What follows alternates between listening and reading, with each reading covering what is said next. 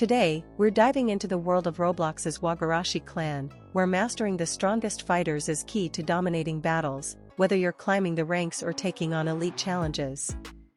But let's be real, not all clan members are created equal. Some are absolute must-haves, while others might hold you back. That's why we've built this ultimate WAGARASHI clan tier list, to break down which units deserve your focus, which ones to grind for, and which to avoid. Whether you're building a PvP powerhouse or a raid-crushing team, this guide will help you optimize your squad and crush the competition. If you find this tier list helpful, don't forget to like, subscribe, and hit the bell so you never miss our Roblox guides. Let's get started. Alright, let's talk about the D-tier WAGARASHI clans. These are the ones you really don't want to get stuck with. They're either way too weak, have useless moves, or just get outclassed by literally everything else. If you roll one of these early, you might as well re-roll or start grinding for something better immediately. First up, Hataki, Cloud Clan. Now, this clan technically has one redeeming quality: its progression gives you a 25% lightning damage boost, which sounds nice, but that's it.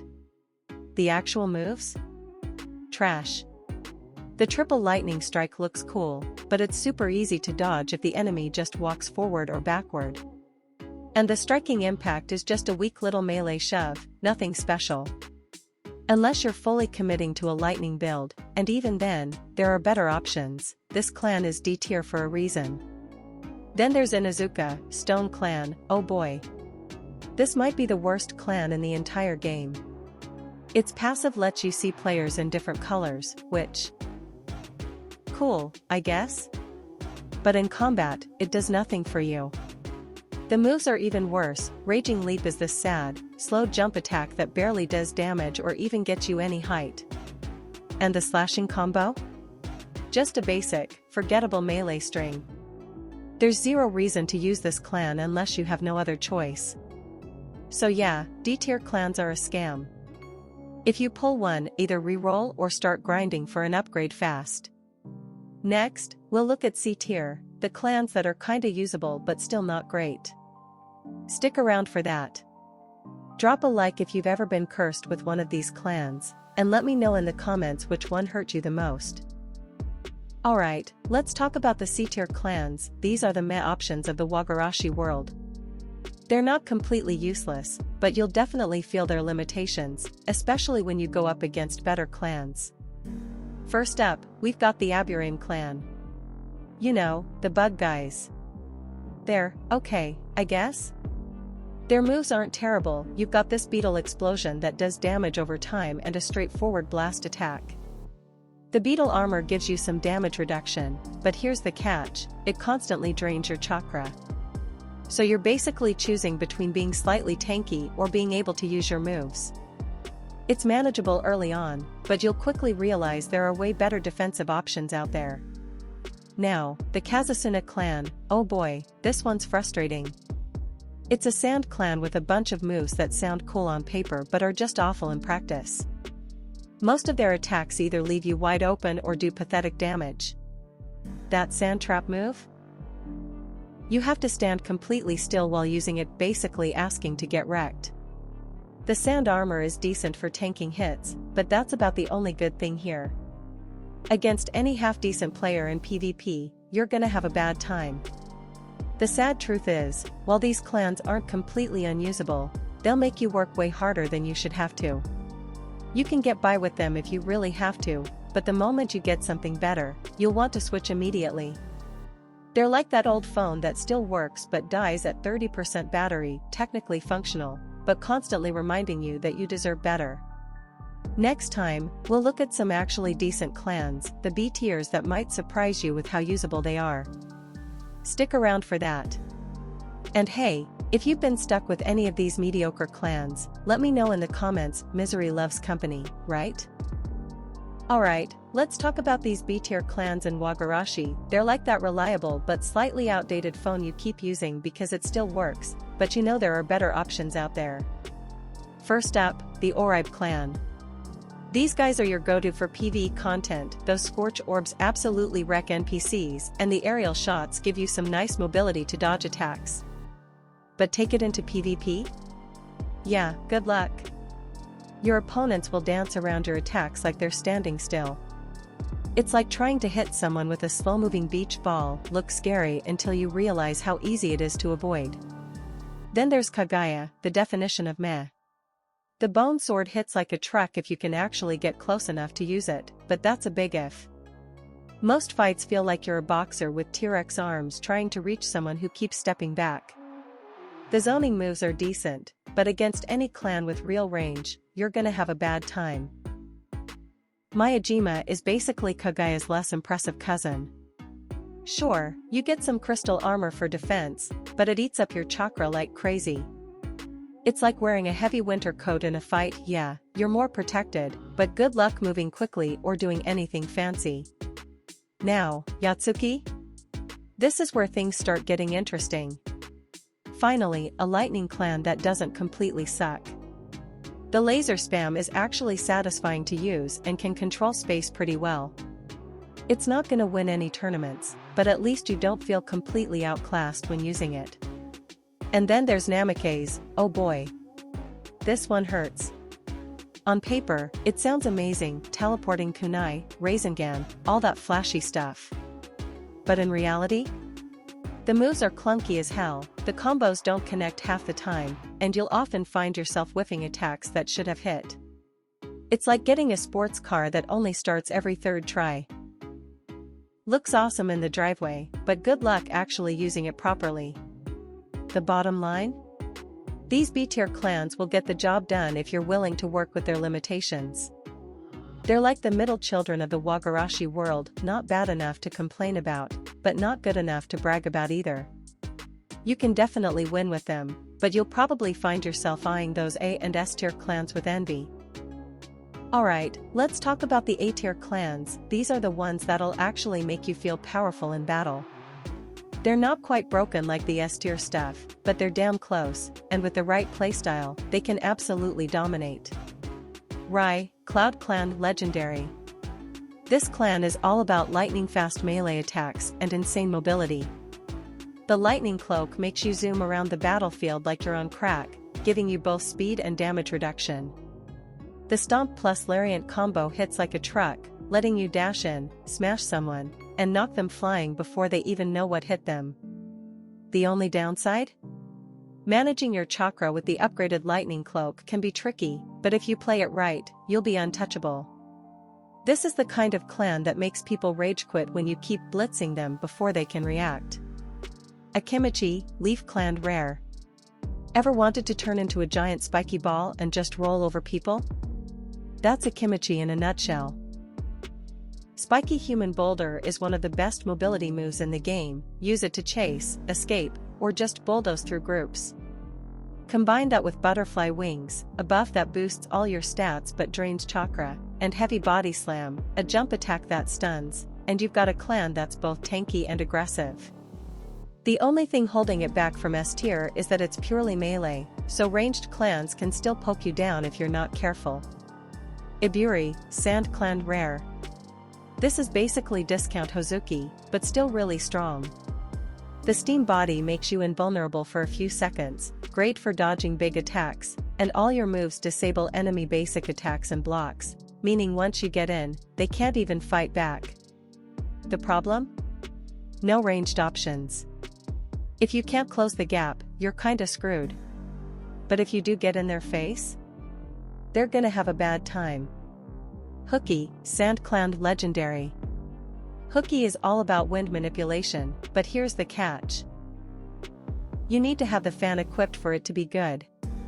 If you do, though, you get huge tornado projectiles, a massive wind slash, and a 20% wind damage boost. The downside? Without wind jutsu, this clan falls off hard. But if you build around it, you can zone people out from across the map and then delete them up close with X-Spec, a fan-enhanced melee attack. Hoshigaki, Mist Clan Legendary. Shark Boy. This clan is S tier if you're near water, but otherwise, it's just really good.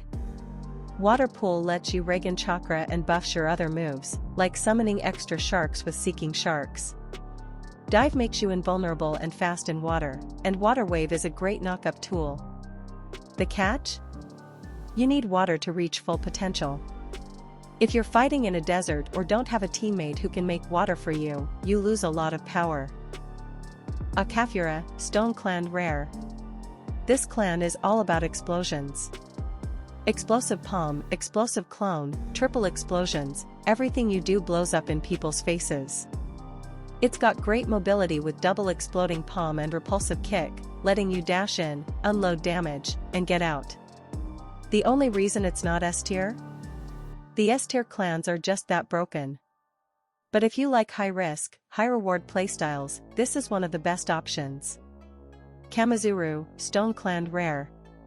The Bee Clan. This is all about zoning and slowing enemies with bees. You drop hive turrets, shoot homing hives, and spam bee barrage to keep people at a distance.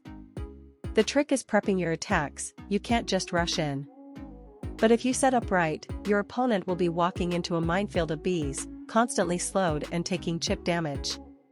Suzumura, Mist Clan Common. For a common clan, this one's surprisingly strong. Bubble Field lets you zone out entire areas, and Bubble Burst stun locks people if they try to approach. It's especially deadly if you have a Hoshigaki teammate, since you can make water for them. The downside? Damage isn't insane, so you're more of a support/control pick than a pure carry. Final thoughts. These clans are strong enough to carry games, but they're not quite as brain-dead OP as the S-tier stuff. If you get one of these, you're in a great spot, just learn their strengths and play around their weaknesses. Next up, we'll talk about the S-tier clans, the ones that make you question why the devs even allowed them in the game. Stay tuned. Which A-tier clan do you think deserves to be higher? Let me know in the comments. Alright, let's break down these S-tier clans in a way that actually makes sense when you're playing the game. These are the clans that make you go wait, that's allowed, when you see them in action. They're so strong it's almost unfair, and if you're lucky enough to get one, you're basically playing the game on easy mode.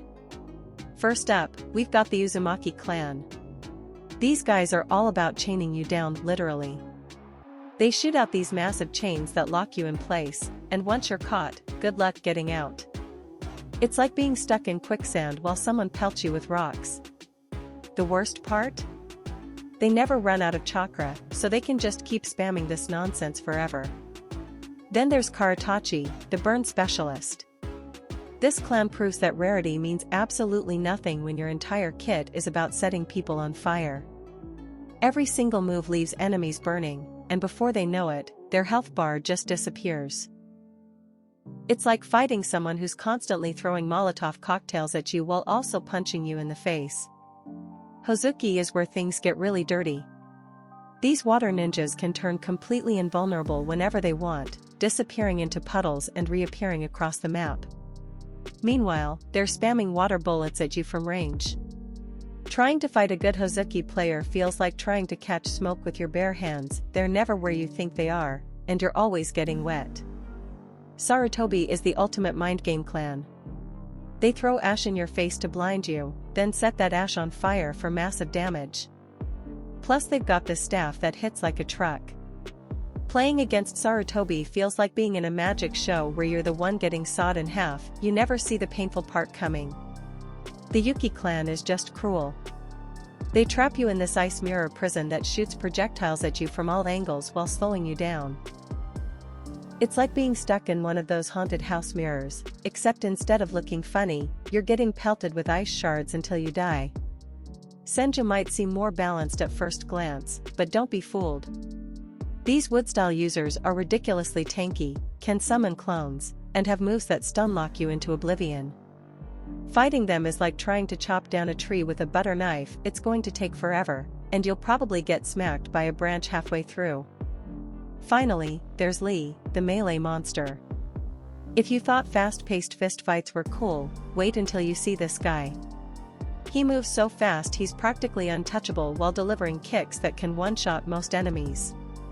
Playing against Lee feels like trying to fight a tornado, you know the hits are coming, but good luck doing anything about it. The crazy thing is, these are just the S-tier clans. There are even more busted options out there, but these are the ones that'll make you either feel like a god or make you want to uninstall the game when you're up against them. Alright, let's talk about these S+ tier clans, the ones that make you question whether the developers were even sober when they designed them. These aren't just strong, they're I won the game the moment I unlocked them levels of broken. First up, the Hyuga clan. You know those annoying fighting games where someone locks you in an infinite combo? That's Hyuga, but worse. Their gentle fist style means once they touch you, you might as well put down the controller. That 64 palms move? It's not just a fancy name, you're literally eating 64 consecutive punches while stunned. And rotation? Forget about hitting them back, they'll just spin and knock you across the map like you're nothing. Then there's the Uchiha. Oh boy. The Sharingan alone would be bad enough with its copying and predicting moves, but no, they had to add a genjutsu that freezes you in place for 5 whole seconds. 5 seconds. In a fast-paced game, that's basically a death sentence. And their Lion's Barrage is just insult to injury, a simple kick that leads to an air combo that takes half your health. It's like the game is punishing you for daring to fight back. Now let's talk about Chino Ike, because apparently someone thought what if we made a clan where every move explodes, was a good idea. Their blood techniques aren't just strong, they're literally undodgeable insta-hits. Blood spikes erupt from your body before you can blink, and their genjutsu is another, stand still and die special. The worst part? They bounce you around like a ragdoll between explosions, so you can't even recover properly. And Mu, oh Mu. This clan has only 4 moves, but each one is more disgusting than the last. They trap you in an atomic prison, because regular stuns weren't enough, then hit you with delayed explosions that you can't escape. Their particle pulse is basically a delete health bar button. It's like they took all the most frustrating mechanics and said yes, all of these on one character. The crazy thing is, these clans aren't just slightly better than others, they completely break the game. If you're not using one of these, you're basically playing with a handicap. And if you are using one? Well, congratulations, you've discovered the easy mode cheat code. Honestly, fighting against any of these feels like bringing a water pistol to a nuclear war. You might get lucky once in a while, but most of the time you're just waiting to see which ridiculous move they'll use to obliterate you next. It's the kind of unbalanced that makes you laugh at first, then cry when you realize this is actually how the game works.